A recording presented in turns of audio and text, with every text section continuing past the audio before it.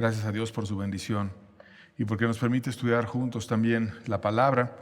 Seguimos revisando los libros de Primera y Segunda de Reyes y Primera y Segunda de Crónicas. Y el día de hoy vamos a hablar de un tema sobre el crecimiento, cómo es que Israel creció como nación y las personas fueron altamente bendecidas a través de la sabiduría y de las muchas situaciones que Salomón implementó en la nación, llevándola a la época de mayor gloria que ha habido en ese país. Y bueno, hablando del crecimiento, quisiera introducir con 1 Corintios capítulo 3, versos 6 al 9, exaltando la verdad de que Dios quiere traer crecimiento a su iglesia, a cada ser humano que quiera venir a Él a pedirle la bendición y el crecimiento en todos sentidos. Dice la Biblia: yo planté, Apolos regó, pero el crecimiento lo ha dado Dios. Así que ni el que planta es algo, ni el que riega, sino Dios que da el crecimiento. Y el que planta y el que riega son una misma cosa, aunque cada uno recibirá su recompensa conforme a su labor, porque nosotros somos colaboradores de Dios y vosotros sois labranza de Dios, edificio de Dios.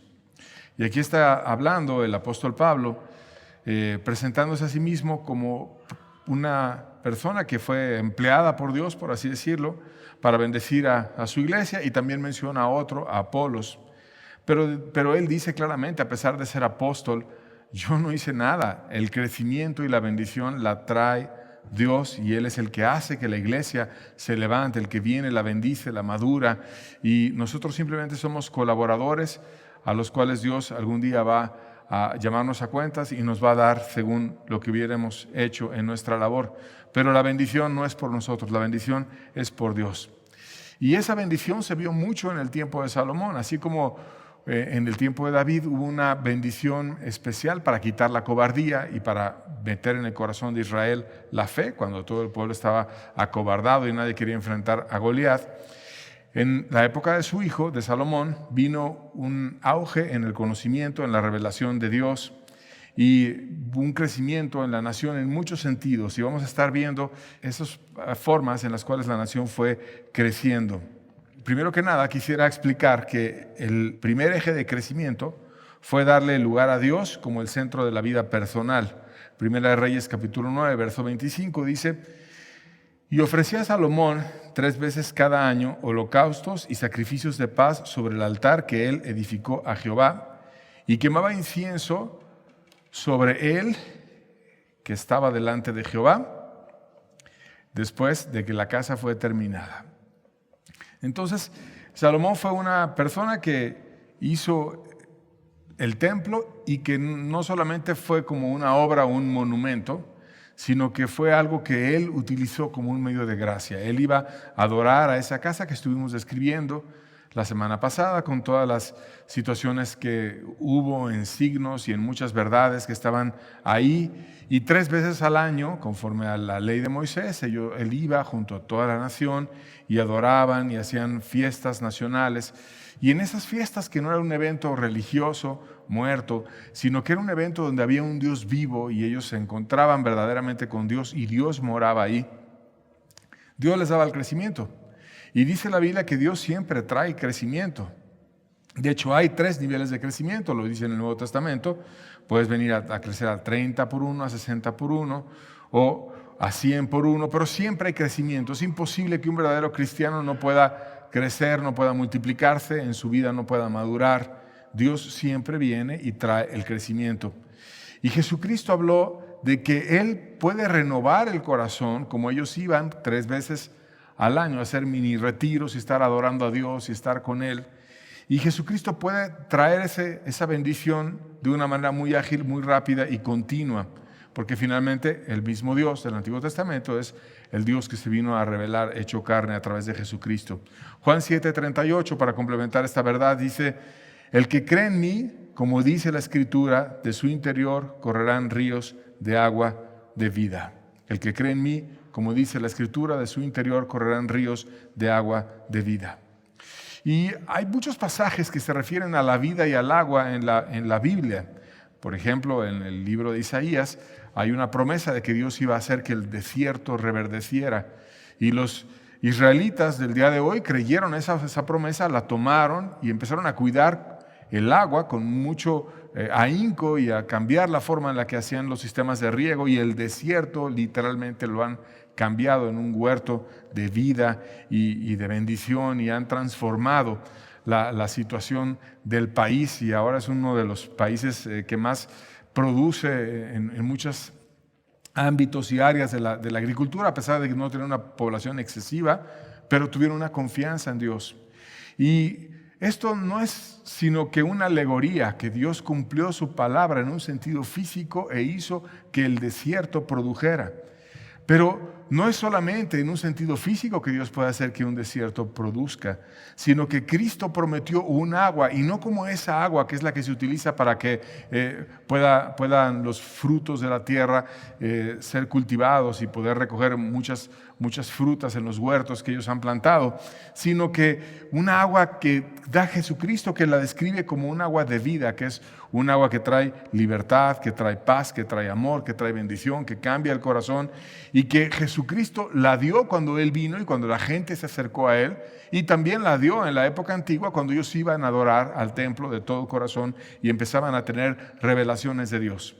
Y esas revelaciones Salomón las fue expresando en los escritos que nos dejó, y motivaba a que las personas pudieran aprender a través de esas revelaciones. Por ejemplo, en el libro del Cantar de los Cantares, en donde te narra la relación de una pareja, un esposo con su esposa, un hombre y una mujer, pero también simbólicamente te narra de una relación más profunda, que es la relación entre la iglesia y Dios, porque en el Antiguo Testamento es un libro donde hay muchas figuras. Y entonces puedes tomar verdades para el matrimonio y también puedes tomar verdades para la relación con Dios. Y en esas revelaciones que ellos iban teniendo, Salomón las compartía y le explicaba a toda la nación para que pudiera ir a una mayor revelación de Dios. Cantares 5, versos 8 al 9, vamos a ver lo que él les dijo. Yo os conjuro, oh doncellas de Jerusalén, si halláis a mi amado, que le hagáis saber que estoy enferma de amor. La esposa aquí alaba al esposo y luego preguntan, ¿qué es tu amado más que otro amado? ¿O la más hermosa de las mujeres? O sea, en este pasaje la Biblia nos muestra que estaba aquella mujer enamorada, aquella mujer saciada con su pareja, y les dice, yo os conjuro, yo les aseguro, doncellas de Jerusalén, que si halláis a mi amado, le haga saber que estoy enferma de amor. O sea, una mujer totalmente enamorada, y está alabando a su esposo, lo está describiendo y está contando todas esas situaciones para que pudieran las demás antojarse. Y entonces le preguntan, ¿qué es tu amado más que otro amado? ¿O la más hermosa de las mujeres? O sea, otras personas cuando ven tan enamorada a esa mujer de su amado, terminan atrayéndose hacia ese amado. ¿Y qué nos está enseñando Dios con todo esto? Que si nosotros estamos totalmente enamorados de Él, como esta Sulamita estaba de su esposo, que es un reflejo de la figura de la iglesia y Cristo, podemos hacer que los demás sean atraídos a Dios. El mejor evangelismo es ir con Dios y adorarlo. El mejor evangelismo es ir delante de Dios, amarlo, voltearle tu corazón, ser de Dios, estar completamente a sus pies, rendirte a Él. Y cuando tenemos ese corazón adecuado, puro, correcto, entonces Dios bendice y Dios hace que podamos ser usados para atraer y antojar a las otras personas. Como ahí las mujeres decían, ¿qué es tu amado más que otro amado? ¿O la más hermosa de las mujeres? O sea, ¿qué tiene Él? De tal manera que la forma de poder atraer a otras personas a Cristo es verdaderamente amar a Cristo. Porque si amamos a Cristo, entonces hay algo que cambia en nosotros y que puede reflejar vida, porque se sabe quién tiene esa agua de vida que Cristo vino y dio, y quién la carece, quién está muerto y está solamente en una religión. Entonces todas estas revelaciones venían en ellos y ellos iban conociendo cada vez más a Dios. También en relación al amor de Dios derramado, el mismo libro de Cantar de los Cantares te explica que esa madurez que te da el conocer a Dios en tu corazón te provoca el que tú puedas llevar a otros a madurez y también a que puedan crecer con Dios. Cantares 8, versos 7 al 9 dice, Las muchas aguas no podrán apagar el amor, ni lo ahogarán los ríos. Si diese el hombre todos los bienes de su casa por este amor, de cierto lo menospreciarían. Tenemos una pequeña hermana que no tiene pechos. ¿Qué haremos a nuestra hermana cuando de ella se hablare? Si ella es muro, edificaremos sobre él un palacio de plata, y si fuere puerta, la guarneceremos con tablas de cedro. Aquí nos está diciendo la Biblia que cuando estamos amando a Dios o cuando nos estamos amando en pareja, siempre van a venir problemas. Pero si el amor es fuerte, es firme, aunque vengan muchas tormentas y muchas oportunidades de secar ese amor, las muchas aguas no van a poder apagar ese amor. No va a haber adversidad, no va a haber dificultad, no va a haber problema o situación rara que venga y que apague el amor. Y si eso pasa en el amor natural, también pasa en el amor espiritual. De hecho, Jesucristo dijo que cuando una casa estaba fundada en Él, iban a venir tormentas, vientos, ríos, dificultades, problemas, e iban a golpear con ímpetu sobre aquella casa.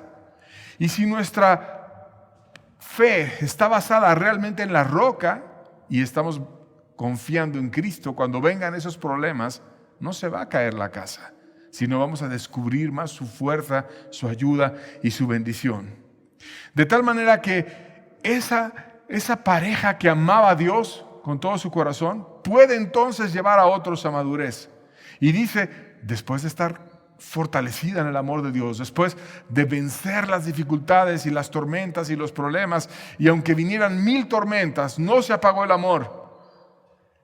Entonces yo puedo ir con mi pequeña hermana que no tiene pechos, de la cual se murmura y de la cual hablan. ¿Y por qué hablan? Porque ya debería de haber madurado, pero no ha madurado. Se comporta como una niña, pero ya debería de ser grande. Por lo tanto, la voy a ayudar. ¿Cómo la voy a ayudar? Dice, si ella es muro, vamos a edificar un palacio de plata. O sea, si tiene fuerza, voy a hacer algo hermoso de ella. Porque hay quienes tienen fuerza. Los jóvenes tienen fuerza. O quienes han madurado en ciertas áreas. Pues entonces de ellos hay que hacer un palacio hermoso. Pero si fuere puerta, que es la parte más débil, que protege la ciudad, la puerta, donde entraban los enemigos y saltaban, la vamos a guarnecer con tablas de cedro. O sea, si es débil, la voy a hacer fuerte. Y si es fuerte, la voy a hacer hermosa, la voy a hacer como un palacio para que pueda recibir a muchas personas. ¿Por qué puede hacer esto? Porque las muchas aguas no podrán apagar el amor, ni lo ahogarán los ríos. Porque yo fui con Dios y tuve muchos problemas y tuve muchas dificultades y muchas adversidades y vinieron de un lado y de otro y murmuraciones y problemas y angustias y dificultades, cansancios, lo que sea, enfermedades, por todos lados. Pero estaba el amor puesto en Dios y nunca ahogaron ese amor. Y entonces Dios me da la gracia para ayudar a otros. Así es que opera en cualquier persona. Y te invito a que tú vayas y busques esa gracia, a que te enamores de tal manera de Dios que puedas atraer a las personas hacia Él, a que te enamores de tal manera de Dios que cuando vengan las dificultades no se enfríe el amor, porque está una profecía de que en el tiempo final se va a enfriar el amor en muchos, porque se ha multiplicado la maldad. Entonces van a venir tormentas por todos lados golpeando tu casa, que debe de estar fundada en la roca. Pero si cuando vengan las tormentas y las dificultades, tú más te agarras de Dios y más descubres la gracia y el poder y la bendición que solamente Dios da, entonces Él va a hacer que su gracia poderosa esté en ti y que empieces a tener consuelo y empieces a tener revelaciones y empieces a tener bendición y te hagas más fuerte en la Biblia y te hagas más fuerte y poderoso en la manera en la que te expreses con la gracia de Dios y puedas tener oraciones contestadas y puedas ver milagros que aumentan tu fe en Dios y vas a empezar a madurar y esas áreas débiles que tú tenías se van a empezar a hacer fuertes porque las aguas, aunque sean muchas, no van a apagar el amor. ¿Y por qué no lo van a apagar? Porque Dios lo va a fortalecer y en vez de apagarlo se va a encender la antorcha con más fuerza y más potencia. Por lo tanto iré con los débiles y los levantaré. El que tiene amor va y levanta a los débiles. No los patea, no los golpea, no los acornea como oveja engorrada y se sirve de ellos y los trae como si fueran sus criados o unas personas que están a su servicio mandándole a todo el mundo a hacer cosas, pero no amándolos y sirviéndolos, haciéndolos crecer. Dios nos llama a tener ese amor verdadero de Él y a compartirlo a los demás, llevándolos a madurez. Estas verdades Salomón las estuvo explicando y la nación las entendía, e iban a retiros espirituales y adoraban a Dios, y tuvieron un crecimiento y una bendición enorme. De hecho, en esa época fue la época de mayor crecimiento y extensión territorial en Israel. Primera de Reyes 4, versos 24 al 25, dice: porque él señoreaba a toda la región al oeste del Éufrates, desde Tifsa hasta Gaza, sobre todos los reyes al oeste del Éufrates. Y tuvo paz por todos lados alrededor, y Judá e Israel vivían seguros, cada uno debajo de su parra y debajo de su higuera, desde Dan hasta Beerseba, todos los días de Salomón. O sea, él era un buen señor, él era un hombre que dirigía, y Israel te lo describe con unas extensiones amplias, grandes. Y todos ellos, los que vivían en ese territorio de punta a punta, tenían una forma de vivir en donde estaban seguros. Y cada uno vivía debajo de su parra y debajo de su higuera, o sea, en su casa, con su alimento, con su familia, teniendo lo suficiente para aquellos que estaban con él. Tenían una unidad y un enfoque familiar, que fue otro eje del crecimiento. Había un enfoque familiar. De hecho, Salomón organizó el trabajo dándole prioridad a la familia.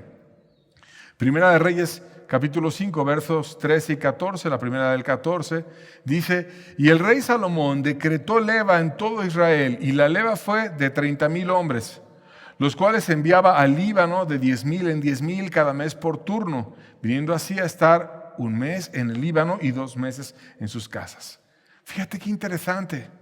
Qué interesante cómo organizó el trabajo. Si tenían que ir, tenían que recoger madera, tenían que hacer situaciones, pero iban un mes, trabajaban duro, se dedicaban, y 2 meses estaban en sus casas.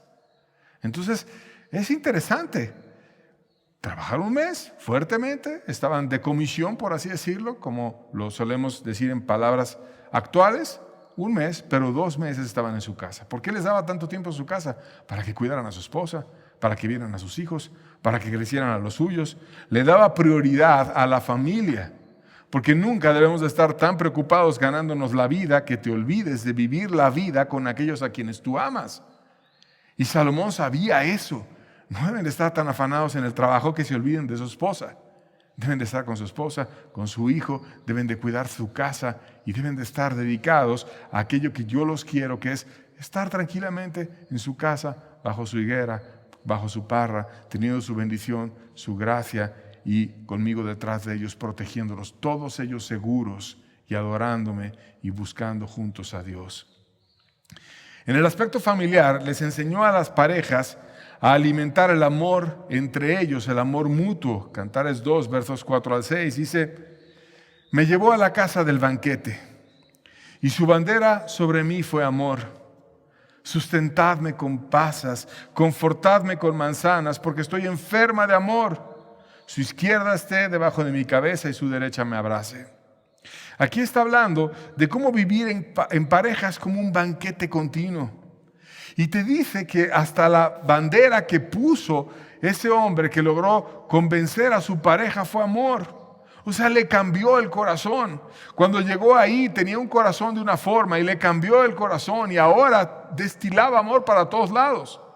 Y te has fijado en una persona enamorada, cómo va derrochando la alegría por donde va, está contento, está hablando solamente de su pareja: es que mi esposa es tan linda, es que es tan lindo, escribe su nombre porque está enamorada de él, escribe cartas y piensa todo el tiempo en él o en ella, y así son los enamorados. Y ella se siente como si estuviera enferma. Confortadme con manzanas porque estoy enferma de amor, susténtenme con pasas, como diciendo, un alimento dulce, un alimento como que yo estuviera enfermo, como cuando alguien está enfermo de algo y tiene dieta especial. Así yo estoy enferma. ¿De qué estás enferma? Estoy enferma de amor. ¿Y qué necesitas? Yo quiero que su izquierda esté debajo de mi cabeza y su derecha me abrace, que yo esté cerca de su corazón, que mi mente, mis pensamientos estén cubiertas por él. Es una pareja que está en una situación de amor real, que no es algo lejano, si no es algo bendito. Y entonces ellos iban y trabajaban, por ejemplo, y estaban un mes fuera. ¿Y qué hacía su pareja? Cultivar ese amor, extrañar a su esposo, a lo mejor escribir un poema y él también para ella. Y después cuando iban de regreso, había una bendición enorme y podían volverse a unir y tener su gracia y su ayuda. Y había una bendición del cielo sobre cada una de las familias. Además de eso, les enseñó a declararse su amor de una forma mutua. Cantares capítulo 4, verso 9 dice: prendiste mi corazón, hermana mía, esposa mía. Has apresado mi corazón con uno de tus ojos, con una gargantilla de tu cuello. ¿A quién estaba diciendo él su amor de una manera franca, directa? Tú tienes un efecto sobre mí. Tú prendiste tu corazón, una mirada tuya tiene un efecto sobre mí que me conquista. Él le enseñó a ella a ser bella y ahora está más enamorado de ella, porque cuando tú lees el contexto, habla de una mujer que hasta se sentía menos, ¿cómo yo voy a ser la pareja del rey?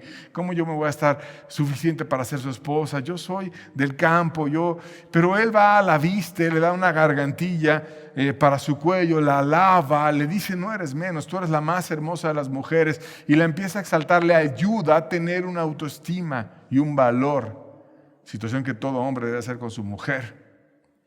Y le dice su corazón: tú tienes un efecto sobre mí, tú me conquistas, yo te amo, con una mirada tú me atraviesas. Y empieza Salomón a escribir ese tipo de libros que fueron como una guía en los matrimonios para que ellos pudieran tener una unión estrecha y pudieran estar más cerca de su pareja. Les enseñó a tener un sentido de pertenencia mutuo y a saber dónde encontrarse el uno al otro. Cantares 2, verso 16 dice: mi amado es mío y yo suya. Él apacienta entre los lirios. O sea, yo sé que mi amado es mío. Yo sé que Él me pertenece y yo le pertenezco. Una cosa es decir, dejar al hombre a su padre y a su madre y se unirá a su mujer y los dos serán una sola carne. Y otra cosa es vivirlo como ellos lo vivían. O sea, mi amado es mío, yo sé que Él es mío, ya no soy solamente yo, somos mi amado y yo. Y yo soy suya, yo le pertenezco a Él. Y además sé dónde encontrarlo. Si tengo un problema, si tengo una angustia, una dificultad, yo puedo ir a Él y compartir mi problema con Él. ¿En dónde? Él apacienta entre los lirios. Cuando yo llego a donde está mi amado, es como estar entre flores, que las mujeres suelen valorar mucho. Es algo dulce, es algo bello. Me gusta estar con Él. Él es mío y yo suya. Y sé dónde encontrarlo. Que Dios nos ayude a que estas verdades estén en el hogar de cada uno de nosotros. Hubo un énfasis en crear un hogar en cada casa con un cielo para que se atendieran el uno al otro. Cantares 4, verso 16. Fíjate qué poético está. Dice: levántate, Aquilón, y ven, austro. Soplad en mi huerto, despréndanse sus aromas. Venga mi amado a su huerto y coma de su dulce fruta. Aquí pide la bendición del cielo. El aquilón es el viento del norte, que en un lugar cálido como en Israel, cuando viene el viento del norte trae frescura. Y el austro es el viento del sur, que también es importante para la agricultura y para otras muchas cosas. Entonces cuando dice, levántate, Aquilón, y ven, austro, es como llamar a los vientos para que vengan y soplen sobre el huerto. ¿Y qué era el huerto? Era el lugar en donde se encontraban la pareja, el amado y su amada. ¿Y por qué quiero yo eso? Porque deseo que del cielo venga una bendición. Porque ¿qué hombre puede ordenar al viento que venga del norte o que venga del sur? Está evidentemente de una forma poética pidiendo la bendición del cielo para que sople viento y venga algo favorable a su huerto. ¿Para qué quiere algo favorable a su huerto? Para que venga mi amado a su huerto y coma de su dulce fruta. O O sea, yo quiero que mi casa sea un cielo para mi amado. Yo quiero que sea un huerto. Yo quiero que Él se sienta satisfecho, se sienta feliz, que esté en una casa agradado, recibido, amado, porque yo lo amo y quiero lo mejor para Él. Pero sé aún que no tengo la capacidad de hacer un huerto de una manera adecuada. Por tanto, voy a aquel que me puede dar ese soplo del cielo, el aquilón y el austro, para que cambie mi huerto. Oh, si Dios enviara el aquilón y el austro a muchas familias, cambiarían las uniones y vendría algo distinto en cada casa. En vez de bajar el amor y empezar en el enamoramiento, te casas todo muy bonito y después viene de picada todo, el libro que Dios les dio a través de Salomón les enseñaba que ese amor debe de crecer. No es que debe de venir para abajo, debe de crecer. Cantares 7:10 dice, yo soy de mi amado y conmigo tiene su contentamiento. Y fíjate que es interesante porque antes ella se había expresado, mi amado es mío y yo suya, y él apacienta entre los lirios. O sea, primero piensa en ella, mi amado es mío, es como un efecto de pienso en mí y yo por ende soy suya y sé dónde encontrarlo. Pero aquí hay un amor más maduro, eso lo dice al principio del libro. Al final del libro, o ya más cercano casi a acabar, le dice, yo soy de mi amado y conmigo tiene su contentamiento. O sea, ella no está tan preocupada en que él es mío y yo suya y pensar en mí, sino es un amor desprendido, un amor, yo soy de él, yo vivo para que él también sea feliz y yo lo procuro a él de una manera completa.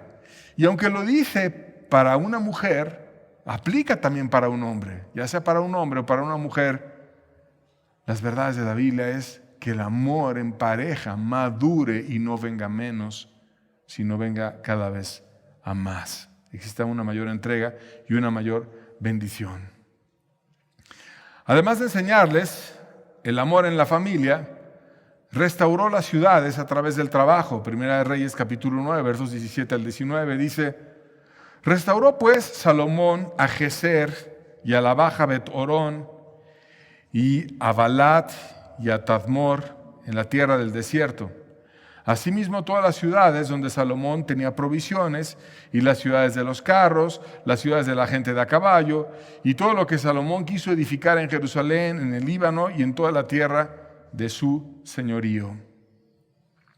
Aquí nos está hablando la Biblia de que él trajo mucho esplendor, una multitud de esplendor en las ciudades, donde agregó una enorme magnificencia al reino y edificó una ciudad en un lugar, en otro lugar, y todo eso era hermoso y era un privilegio habitar. Se puso a restaurar ciudades para que las familias estén a gusto, para que haya bendición, y cambió la tierra del desierto y trajo una magnificencia enorme a todo el reino.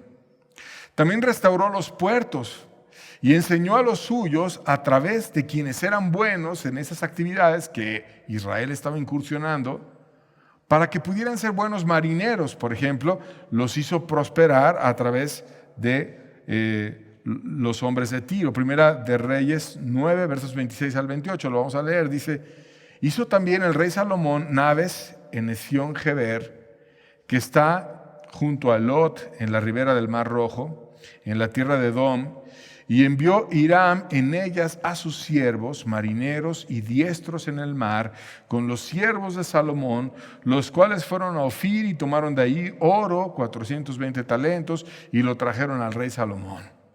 O sea, ¿cómo poder formar una buena marina? ¿Cómo poder ayudar a mis siervos para que puedan ser buenos marineros?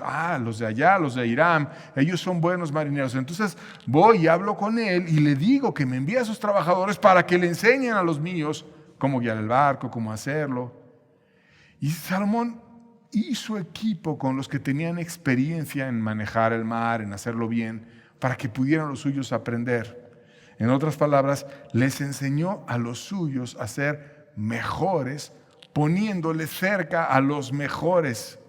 Y empezó a haber un crecimiento en ellos, también en las cuestiones de la aptitud para trabajar, la actitud, las habilidades para el trabajo. Y luego les enseñó a negociar y trajeron oro en abundancia.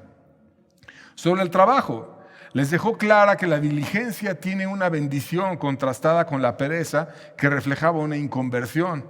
Proverbios 10, versos 3 al 5 dice: Jehová no dejará padecer hambre al justo, mas la iniquidad lanzará a los impíos. La mano negligente empobrece, mas la mano de los diligentes enriquece. El que recoge en el verano es hombre entendido, y el que duerme en el tiempo de la siega es hijo que avergüenza. O sea, Dios va a ayudar al justo. ¿Cómo lo va a ayudar? A través del trabajo. Pero si no es una persona diligente, esforzada, que le echa ganas, sino que se duerme y en el momento de trabajar no se esfuerza, por ejemplo en la agricultura, cuando no tomas en cuenta las estaciones, cuando es tiempo de cosechar y no cosechas, o de recoger y no lo haces, terminas avergonzando. ¿Avergonzando a quién? A Dios. Y esas verdades las tenían ellos muy presentes en la familia, las situaciones del trabajo, del esfuerzo. Había un hombre que iba con su hijo meditando en esas verdades de la Biblia, y un día de verano en un lugar caluroso caminaban ellos y vio el hombre una herradura en el piso y la recogieron, pero primero trató de que su hijo la recogiera, y entonces su hijo le dijo: no, mira, solamente vale 2 pesetas, no vale la pena ni recogerla. Entonces el padre se inclinó, tomó la herradura y la metió en su bolsa. Cuando llegó al primer poblado, vendió la herradura en 5 pesetas y seguía el calor fuerte, y entonces compró una bolsa de cerezas. Y ya que iban caminando y era una jornada larga, el hijo iba acalorado y el padre también, y entonces empezó a abrir las cerezas y fue comiéndola una por una, y a su hijo se la iba dejando caer detrás, y entonces el hijo, que estaba súper sediento y deseoso, recogía la cereza del piso. Y luego otra vez el padre se la volvía a poner detrás y recogía otra cereza y otra cereza y otra cereza. Finalmente el padre le dijo: si te hubieras agachado una sola vez a recoger la herradura, no te habrás agachado más de 20 para recoger las cerezas. ¿Qué le estaba enseñando? Hay que ser diligente. En un simple anécdota, en una oportunidad que tuvo ese padre, le enseñó a su hijo a ser esforzado, a no decir: es poquito lo que voy a obtener, sino ir y esforzarse, y también el precio de no ser esforzado.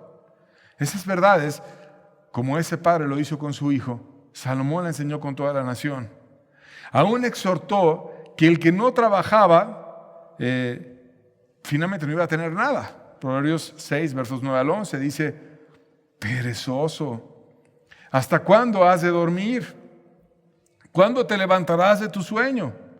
Un poco de sueño, un poco de dormitar, y cruzar por un poco las manos para el reposo.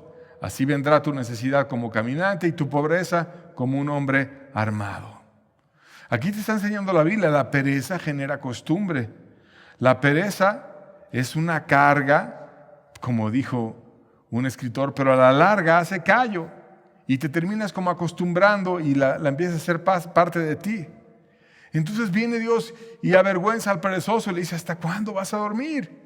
Si no tomas tu responsabilidad, si no te esfuerzas, va a venir tu necesidad como un hombre armado. O como después dijo Benjamin Franklin: la pereza viaja tan despacio que no tarda la necesidad en alcanzarla.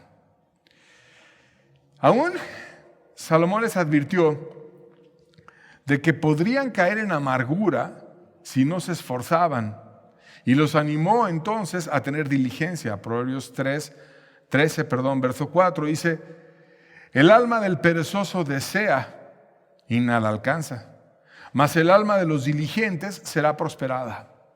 Aquí te está diciendo cómo puede haber un alma que es prosperada y otra alma que termina frustrada. ¿Por qué frustrada? Porque tiene muchos deseos, pero no alcanza nada. ¿Cómo qué puede desear? A lo mejor puede desear la salvación, pero nunca se esfuerza en ver lo que es necesario para ser salvo. A lo mejor puede desear un trabajo, pero no se esfuerza en buscarlo. A lo mejor puede desear dinero, pero no se esfuerza en un negocio o en algo para tenerlo. A lo mejor puede desear una carrera profesional, pero no se esfuerza. Puede desear una mujer virtuosa, pero no se esfuerza en ser un hombre virtuoso para poder conquistar una mujer virtuosa. Todo desea y nada alcanza. Mas el alma de los diligentes, que es totalmente el otro lado del péndulo del perezoso, el diligente, el que se apura, el que pone mucho interés, el que pone rapidez, el que pone esmero, el que es eficaz, el que se mueve, pues, es prosperada. El diligente alcanza, el perezoso se frustra y muchos terminan amargados por flojos. Es que la vida ha sido muy dura. Es que no he podido acá. Es que no conseguí esto. No, la burra no era arisca si no la hicieron. Y te empiezan a decir muchas cosas. Pero no vencieron los límites y lo que tenían que acabar para conquistar aquellos problemas que tenían delante. Les enseñó Salomón que la pereza hace que todo sea difícil, mientras el trabajo hace que todo sea fácil. Proverbios 22:13 dice la Biblia: dice el perezoso, el león está afuera, seré muerto en la calle. Y aquí nos está hablando de que el perezoso es un maestro en encontrar excusas de cualquier cosa. Y a veces dice cuestiones ridículas. Es que no puedo salir, estoy en la casa. ¿Y porque estás en la casa deberías estar en el campo trabajando? Porque el león está en la calle. O sea, parece como que es muy prudente, parece como que es muy cauto, parece como que quiere guardar su vida. Pero detrás de esa falsa prudencia lo único que hay es un perezoso experto en encontrar excusas y que no quiere ir y esforzarse para los demás. Y aún les enseñó que si tú querías tener éxito en una empresa o en algo que tú ibas a hacer con otros, cuando emprendieras lo hicieras con gente que no fuera perezosa. Proverbios 10, verso 26, dice la Biblia: como el vinagre a los dientes y el humo a los ojos, así es el perezoso a los que lo envían. Vinagre a los dientes. El vinagre se usa para blanquear, pero si lo usas de manera excesiva, le quita el esmalte a los dientes y empiezan a terminar siendo porosos y débiles. Y humo a los ojos. Pareciera que te puede proteger de la luz o del sol y hacerte como que te va a ayudar, pero acabas llorando con una visión borrosa.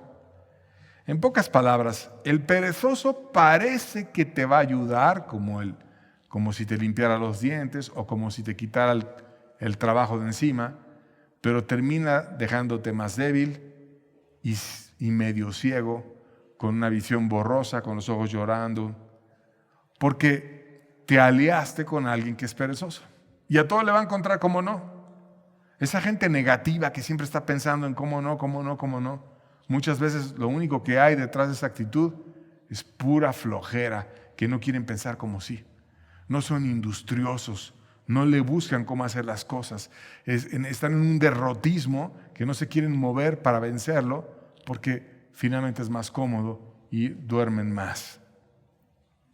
Aún exaltó tanto la diligencia que la presentó como un bien de sumo valor para el hombre.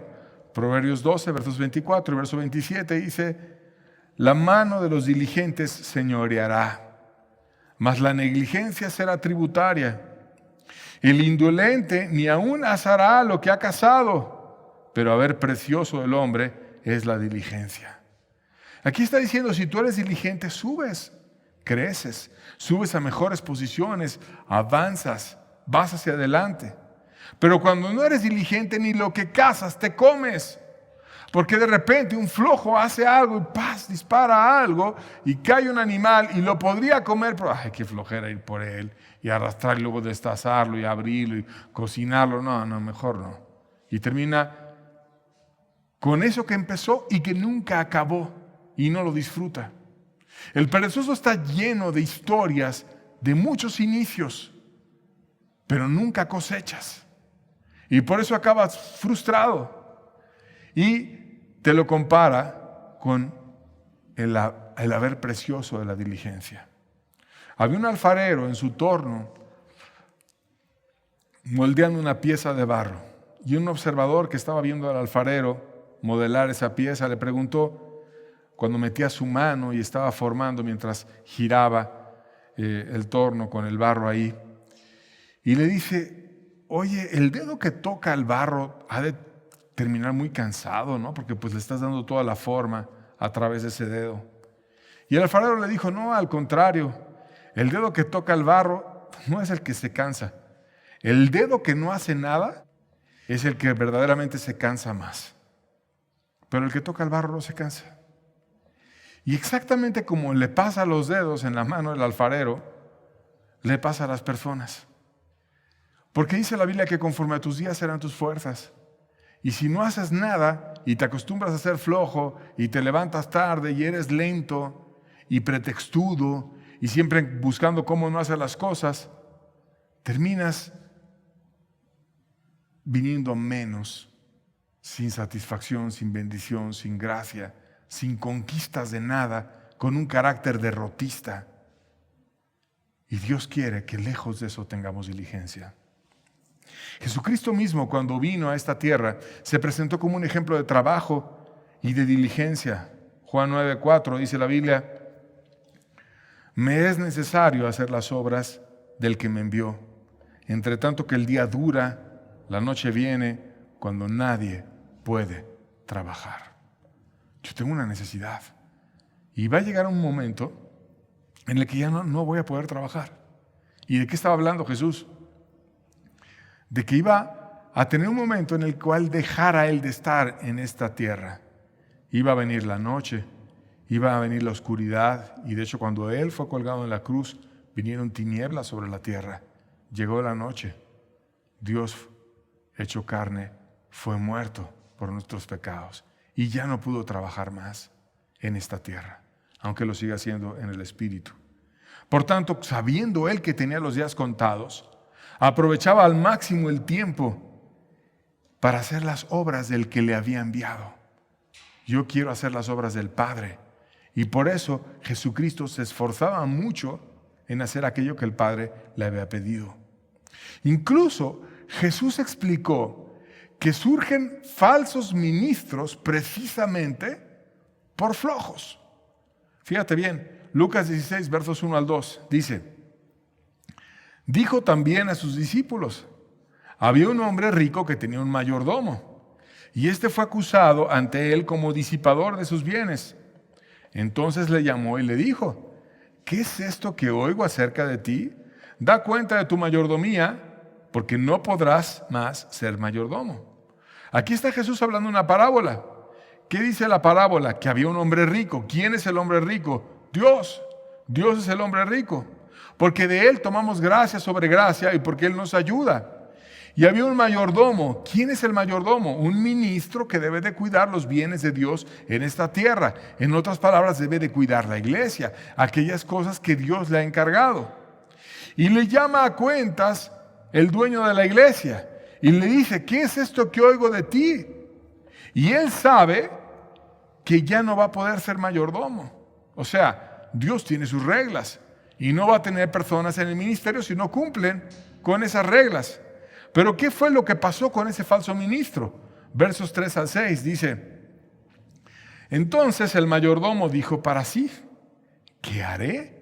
Porque mi amo me quita la mayordomía. Cavar no puedo, mendigar me da vergüenza. Ya sé lo que haré para que cuando se me quite la mayordomía me reciban en sus casas. Y llamando a cada uno de los deudores de su amo, dijo al primero, ¿cuánto debes a mi amo? Y él dijo, 100 barriles de aceite. Y él le dijo, toma tu cuenta, siéntate pronto y escribe 50. Aquí está el falso ministro. Y sabía que por sus hechos ya no podía predicar. Y el Señor lo estaba retirando. Y sabía, Dios te quita del ministerio. Como hay personas que por sus frutos saben que Dios los quita del ministerio, pero no se van. ¿Por qué se quedan aferrados al hueso esos falsos ministros? Por flojos. Porque dice, cavar no puedo, mendigar me da vergüenza. O sea, solamente en su mente pone excusas y cree que solamente tiene dos opciones. O cavar, que es un trabajo digno pero fuerte, y no dice que no puede. ¿Por qué no va a poder? Pues, claro que puedes. y mendigarle la vergüenza. Entonces mi única posibilidad es ir con los siervos de mi amo y empezarles a rebajar la deuda que tienen con él. ¿Cuánto debes? 100 barriles de aceite. Toma tu cuenta, siéntate pronto y escribe 50.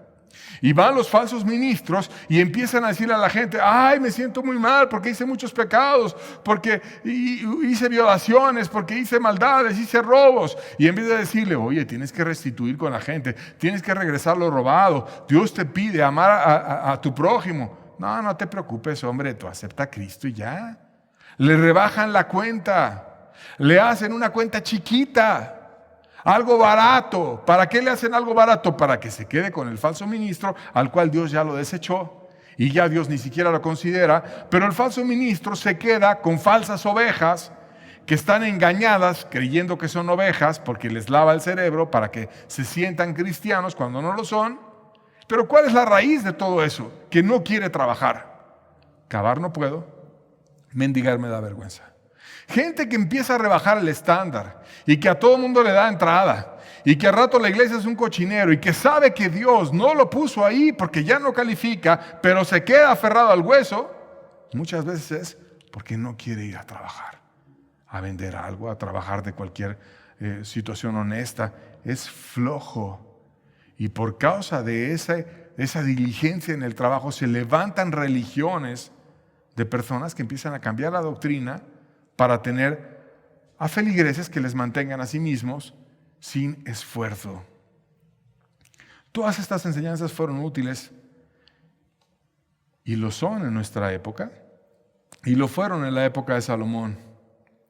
Israel se hizo un centro de prosperidad a través del trabajo y del comercio internacional y ser buenos negociantes. Primera de Reyes 10, versos 27 al 29 dice: e hizo el rey que Jerusalén la plata llegara a ser como piedras y los cedros como cabrahigos de la cefela en abundancia.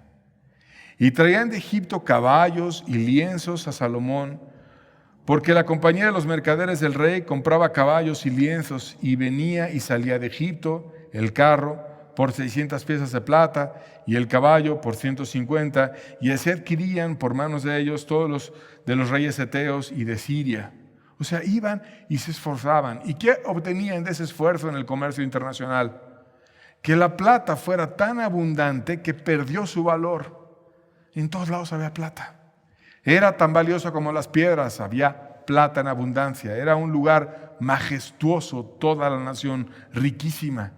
Empezaron a usar caballos. Los primeros que emplearon caballos en la guerra fueron los egipcios.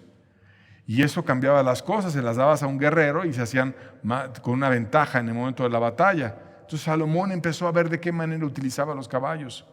Y los utilizaba para comerciar. Y entonces empezó a hacer rutas ágiles de transporte para que hubiera una cadena de suministro más eficiente y más rápida. No solamente hay que traerlo rápido para venir, comerciar y vender. Entonces, otro eje fue el trabajo, la diligencia, el esfuerzo. Pero hay muchas otras cosas en la vida diaria en las cuales Dios puede venir y ordenar el corazón de las personas. Por tanto, les enseñó que en los aspectos prácticos de la vida pusieran un enfoque en Dios. Proverbios 16, verso 3 dice: encomienda a Jehová tus obras y tus pensamientos serán afirmados. O sea, ponte a orar y ponte a meditar, y las obras que vas a hacer en el día, pónselas a Dios.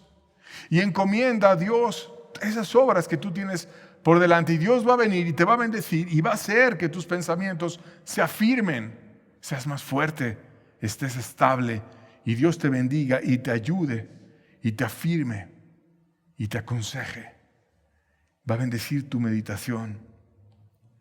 Les enseñó a que en ese día a día ellos buscaran puntos prácticos para la vida a través de la sabiduría que Dios da por medio de meditar y de buscar en su palabra y en el Espíritu, estar unidos a Él. Proverbios 1, versos 1 al 6 dice: los proverbios de Salomón, hijo de David, rey de Israel, para entender sabiduría y doctrina, para conocer razones prudentes, para recibir el consejo de prudencia, justicia, juicio y equidad, para dar sagacidad a los simples y a los jóvenes inteligencia y cordura. Oirá el sabio y aumentará el saber, y el entendido adquirirá consejo, para entender proverbio y declaración, palabras de sabios y sus dichos profundos. La Biblia dice que Dios nos moldea a través de su palabra, que Dios es el mejor consejero, que Dios nos puede ayudar y nos puede dar gracia en medio de los problemas. Él te puede ayudar a que tú entiendas lo que es justo, a hacer juicio en cada situación y a dar sagacidad.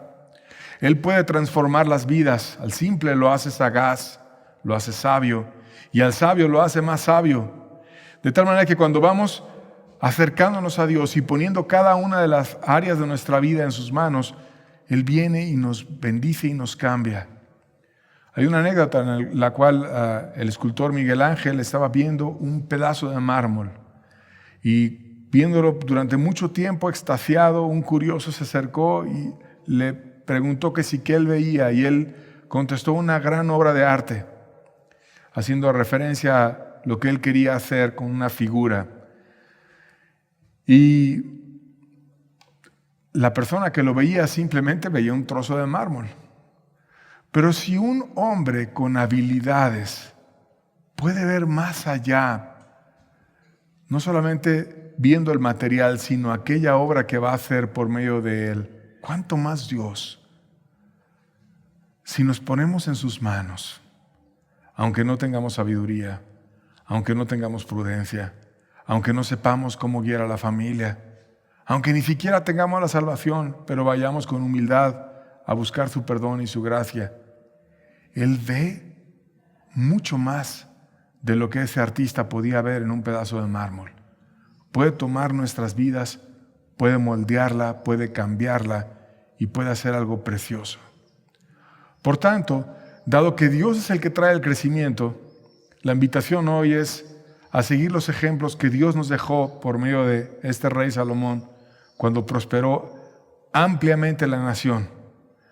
Darle el primer lugar a Dios en tu vida. Enfocar nuestros esfuerzos en cuidar la familia, empezando por la relación matrimonial. Ser diligentes, esforzados, trabajadores, no pretextudos, no flojos. Y buscar la dirección de Dios en todo, de una manera práctica, para que podamos madurar. Si lo hacemos, Dios va a venir, nos va a dar su gracia y nos va a llevar a crecimiento.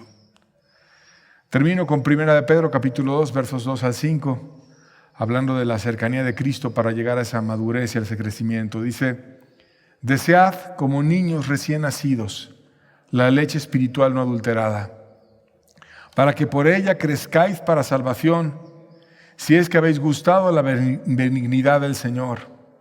Acercaos a Él, piedra viva, desechada ciertamente por los hombres, mas para Dios escogida y preciosa.